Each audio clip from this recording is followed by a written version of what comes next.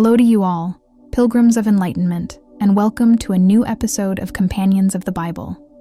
Here on this channel, and with each episode, we embark on a transformative odyssey through the Holy Scripture to explore stories from the Bible. As we continue our pilgrimage through the annals of time, we delve into the captivating story of Noah, the man who amidst the deluge of challenges stood as a beacon of resilience to usher a new age for humanity. If you find solace in the tales we unfold, please consider subscribing, liking, and sharing this video. Ensure that the flame of faith continues to both ignite the hearts of others and illuminate our shared paths. In a time when humanity began to multiply on the face of the earth, children were born unto them, and the world was filled with the diversity of life. It was during these days that the sons of God, captivated by the beauty of the daughters of men, took them as wives, choosing freely among them. As this mingling of heavenly and earthly lineage transpired, the Lord declared that his Spirit would no longer contend endlessly with humanity, for they too were of flesh and limited to a span of 120 years. In those ancient times, giants walked the earth, and their legacy continued even after the sons of God united with the daughters of men, giving birth to mighty men of old, renowned for their strength and valor. However, God gazed upon the earth and witnessed the great wickedness that had taken root among humankind. The thoughts of their hearts were continually filled with evil. They had forgotten God and replaced him with jealousy, selfishness, and a lust for power. It was then that God decided to address this troubling state of affairs. The Lord resolved to erase humanity from the face of the earth, including not only man but also the beasts, creeping creatures, and birds that roamed the skies. The foul deeds of man had darkened the once pure earth, and their treachery was corrupting all of his creation. Yet, amidst this impending catastrophe, there was one beacon of hope. Noah, a man who found favor in the eyes of the Lord, was a just and perfect soul in his generation. He walked in close communion with God, seeking to follow his divine will. Noah, blessed with 3 sons named Shem, Ham, and Japheth, was chosen by God for a special purpose, to rescue a remnant of life from the impending deluge. For the earth had become corrupt, overrun by violence, and all living creatures had deviated from their intended path. The Lord entrusted Noah with a monumental task, to construct an ark of gopher wood. This enormous vessel would be composed of various rooms, coated both inside and out with pitch. Its dimensions were immense, 300 cubits in length, 50 cubits in breadth, and 30 cubits in height. A window was to be crafted, and a door set in its side, containing 3 stories within. God revealed his plan to bring forth a flood of waters to cleanse the earth, destroying all flesh that possessed the breath of life. Every living thing on the earth would meet its end, swept away by the rising waters. But amidst this impending catastrophe, God established a covenant with Noah. He and his family would enter the ark, along with 2 of every living creature, male and female, to ensure their survival. Of every kind of fowl, cattle, and creeping thing, 2 of each would seek refuge within the ark. Noah, instructed to gather food for all these living beings, made diligent preparations. Noah's obedience to the divine command was unwavering.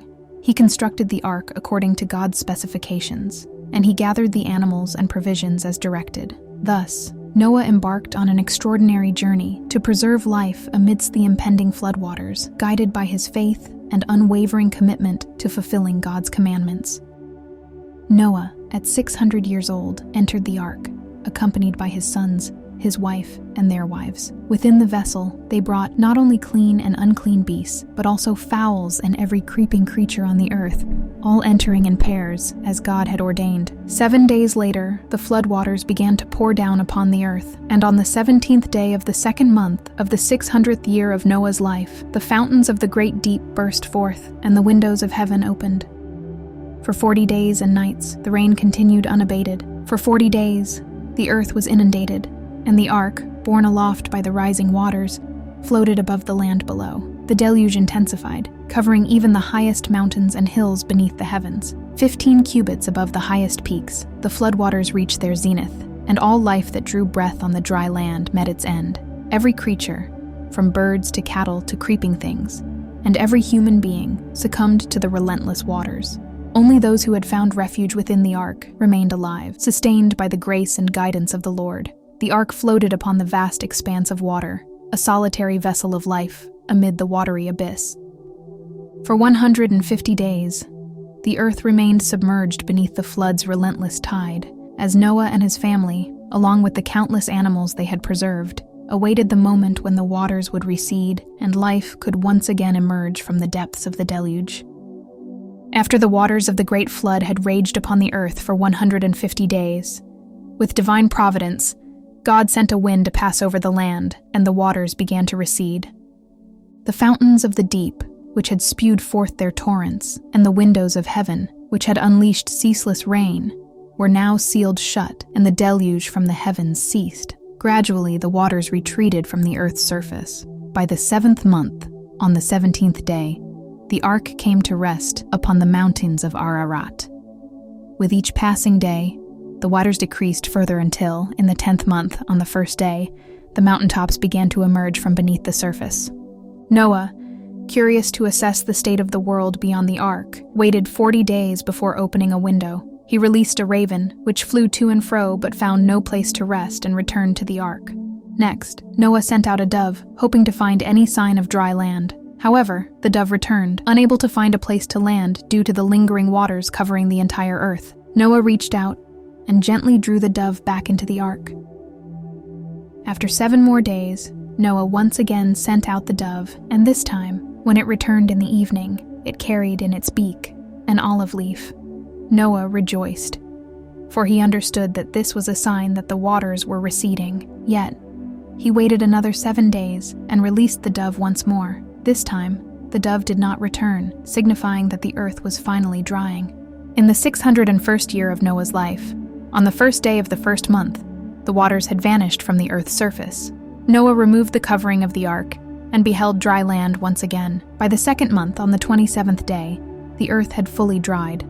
It was then that God spoke to Noah, instructing him to leave the ark, along with his wife, his sons, and their wives. Following God's command, Noah, his family, and every living creature that had been preserved within the ark disembarked onto the renewed earth. God blessed them and commanded them to multiply upon the earth abundantly.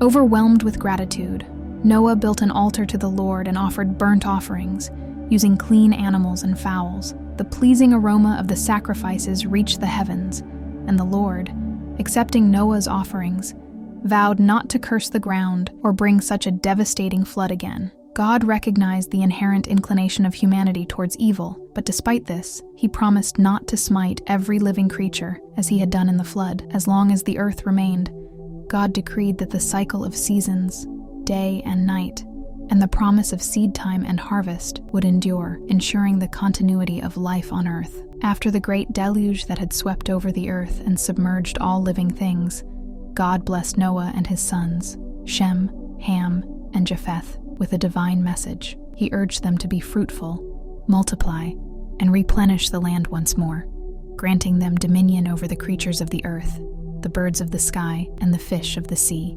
All living beings were entrusted into their care.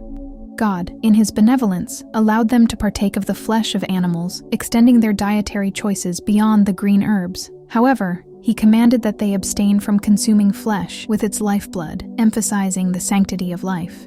Furthermore, God issued a stern warning that the shedding of man's blood would bear severe consequences. Anyone who took another's life would have their own life required in return. For humanity was created in the image of God, and the sanctity of human life was not to be taken lightly. Then, God established this covenant with Noah, his descendants, and every living creature that had survived the flood, and sealed this solemn promise with a sign, a rainbow in the clouds.